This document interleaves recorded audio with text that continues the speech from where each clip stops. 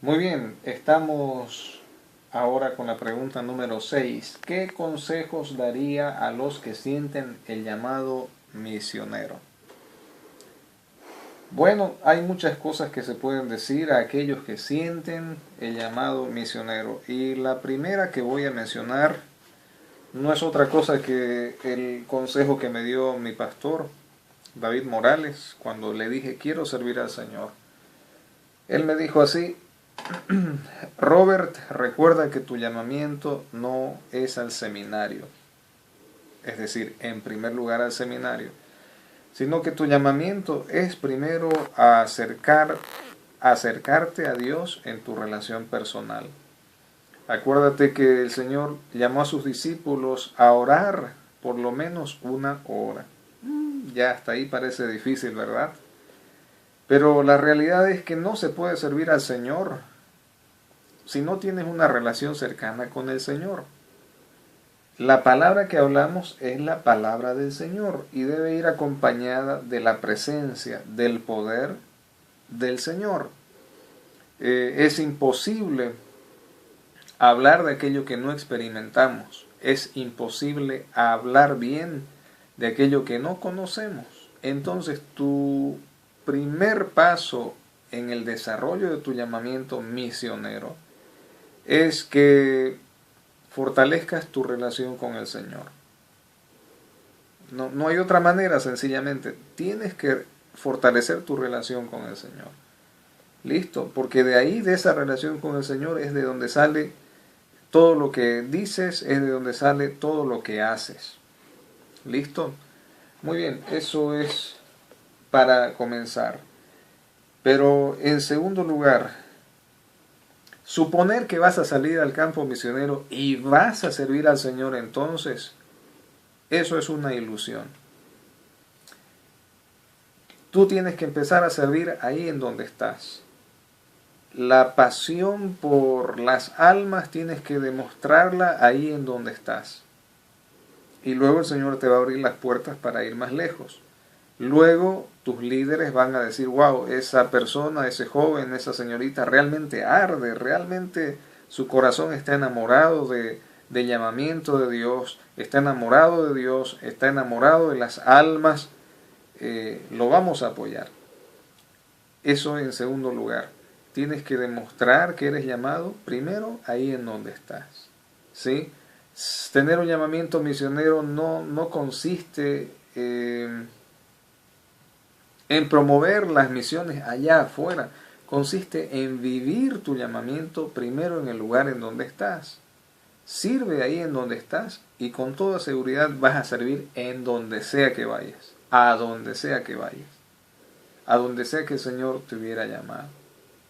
¿Sí? Por favor. Entonces, no hablamos de un entusiasmo ciego, de una ilusión hermosa, de algo que está en una nebulosa, en una nube, como misiones. No, es algo práctico, es algo tangible, es algo que tiene que nacer en tu comunión con el Señor y en tu servicio ahí en donde estás. Tercero, quiero insistir y recordar, como me dijo un amigo misionero, misiones no consiste en una necesidad, sino en un llamamiento. Muy bien. No una necesidad, sino un llamamiento. Eso es para los que sienten el llamamiento misionero y para los que tendrían que apoyar ese llamamiento misionero. No ese país, no, porque allá ya hay cristianos, no tienen necesidad.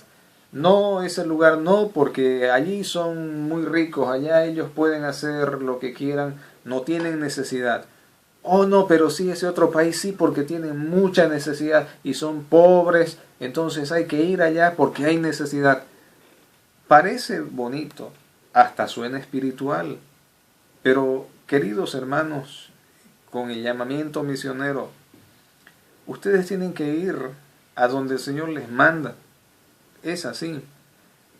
No depende de nosotros que queremos o que deseamos o que nos gusta o que pensamos que tendríamos que hacer o dónde hay necesidad. Eso suena bien, pero usted y yo tenemos que ir a donde Dios nos manda. Tenemos que ir a donde Dios nos llama. tenemos que hacer lo que Dios nos manda a hacer.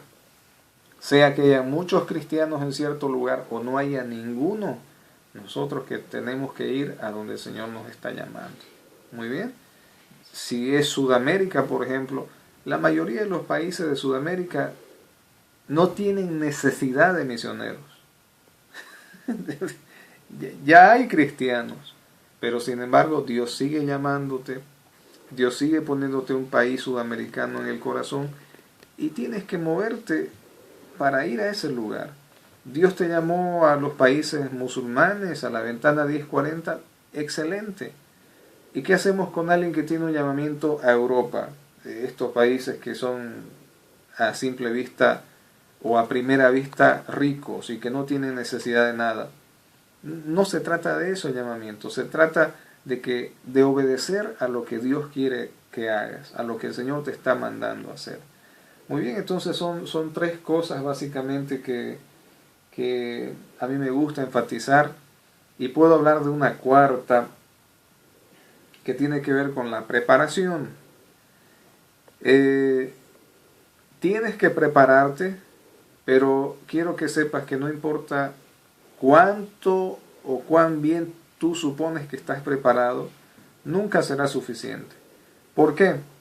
Porque cuando llegas al lugar donde el Señor te llamó, te vas a dar cuenta que no se parece a todo lo que te habían descrito, que no se parece a todo lo que habías pensado y que tienes que empezar de cero. Por lo tanto, si algo tienes que aprender, es aprender a aprender. Aprender a ser dócil, aprender a ser enseñable. Hay ciertos principios misioneros que yo digo que no están escritos en los libros, pero que están en la sabiduría popular. Por ejemplo, dice por ahí un dicho: a donde fueres, haz lo que vieres. Conversaba con mi esposa y le decía: mira qué interesante ese principio misionero, porque hay que observar.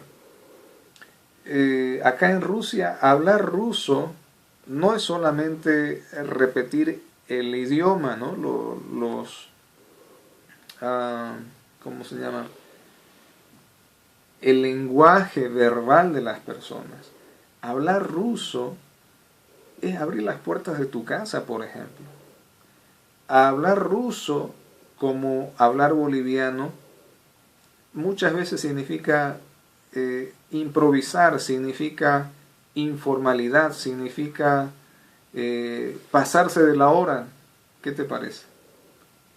Un poquito parecido a Bolivia, ¿verdad? No es el caso de Finlandia. Hablar en finlandés significa llamar antes de ir a visitar a cierta persona, estar hasta cierta hora, cosa que no se ve en Rusia. Hablar en finlandés significa que estás bastante limitado por las reglas sociales, reglas urbanas, cosa que no sería así en Rusia, donde la gente es mucho más sociable, es mucho más abierta, es mucho más familiar, ¿sí? Le gusta la palabra comunidad, la palabra socialidad, la palabra, ¿qué más? Grupo.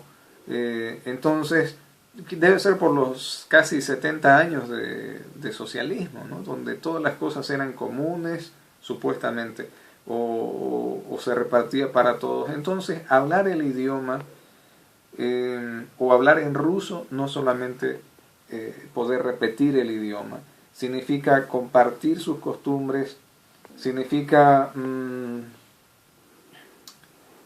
hacer ciertas cosas que ellos hacen, no sorprenderse o juzgar aquello que es nuevo para ti.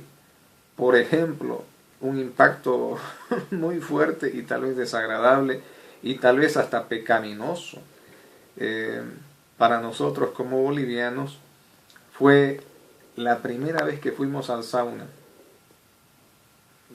Tú dices: ¿y qué pasó del sauna? También tenemos sauna en Bolivia.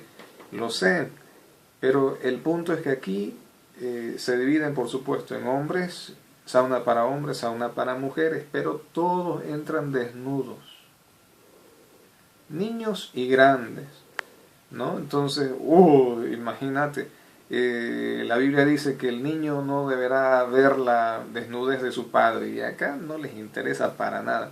Todos entran desnudos, ¿y quién tiene que entrar con ellos? El misionero. No sé cuáles son las costumbres de otros lugares. ¿Habrán cosas pecaminosas que no se deben imitar? Por supuesto que sí. Pero otras cosas que son más sencillas, son más culturales, tienes que hablar su idioma. Yo aprendí a tomar té aquí en Rusia, porque no hay reunión en la que no se tome té, un tecito.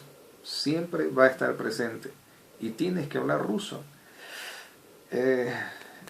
A mí no me gustaba el té, ahora me gusta el té. Hay una comida que se llama holodiech, que es piecitas desmenuzadas de carne de cerdo con una gelatina fría. Entonces, si en la casa donde vas te invitan, tienes que hablar en ruso. ¿Qué significa? Que vas a decir gracias, y aunque jamás lo hubieras probado, te lo vas a comer contento y sonriendo. Porque tienes que hablar ruso, tienes que hablar el idioma de ese lugar, que no consiste solamente en palabras, sino en la relación que tienes con esa gente. ¿Verdad? Entonces, tienes que prepararte, pero tienes que saber que nunca estarás suficientemente preparado para enfrentar de la mejor manera las diferentes situaciones que vivirás en el lugar a donde vas a ser misionero. Luego, recuerda, tienes que aprender a aprender. Siempre estar dispuesto y siempre ser lo suficientemente humilde para ser enseñado. Y recordar que delante de Dios todos somos iguales. Una de las tendencias de los misioneros es corregir aquello que suponen que está mal. Pero muchas cosas no están mal, solo son diferentes a las que aprendiste. Eso es sumamente importante. Los latinoamericanos, a través de los misioneros norteamericanos, hemos sido muy influenciados, y de repente tenemos una visión de lo que es la vida, una visión de lo que es la vida cristiana, una visión de lo que es, ¿cómo se llama?, el mundo occidental. Pero no va a funcionar para nada en el lugar en donde te vas a desarrollar. ¿Listo? El mundo ruso es muy diferente del mundo norteamericano, totalmente, y se parece un poquito al mundo sudamericano, ¿no? Entonces tenemos ciertos puntos a favor, en nuestro caso acá, que somos misioneros en Rusia. Bien, yo espero que estos cortos consejos te hubieran servido. Voy a estar pensando más sobre estos puntos y vamos a ver si los compartimos en un siguiente video.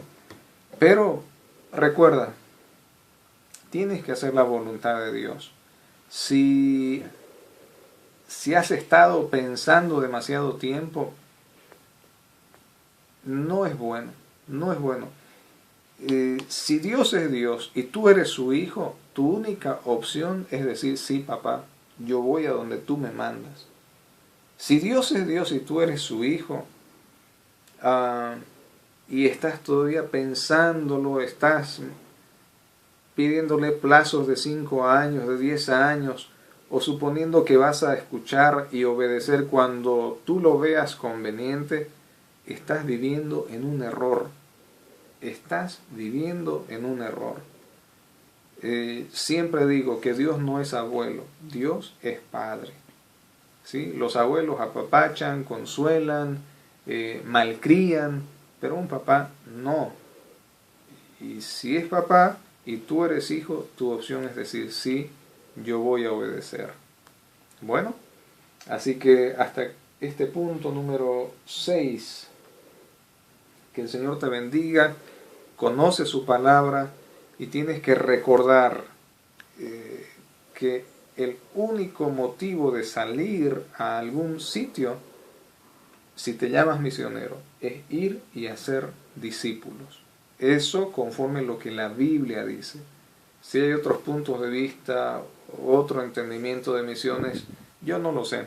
Yo conozco uno y la Biblia dice, id por todo el mundo y haced discípulos a todas las naciones. Bien, hasta acá un abrazo, un beso y vamos por la número 7.